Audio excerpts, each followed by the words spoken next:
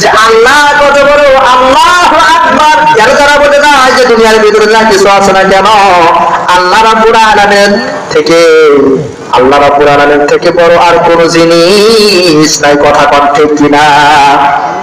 আল্লাহ রাব্বুল আলামিন থেকে বড় আর কোন জিনিস নাই।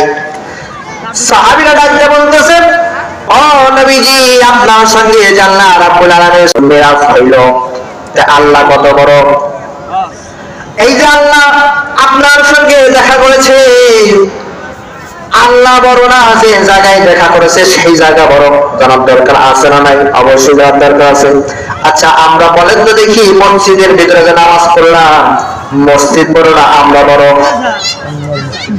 মসজিদ বড়। এই প্যান্ডেল বড় না আমরা বড়? প্যান্ডেল বড়। তাইলে প্যান্ডেল যদি ছোট হয় তাইলে আমরা ঢুকবো কেমনে?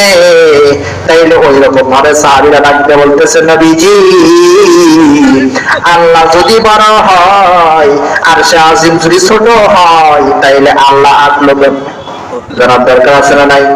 এটা একটা যুক্তি। তাইলে আল্লাহ থেকে আরশে আজিম অনেক বড়, এটা একটা যুক্তি। এটা কোরআন হাদিস দিয়ে জানার দরকার আছে না নাই? অবশ্যই জানার দরকার আছে।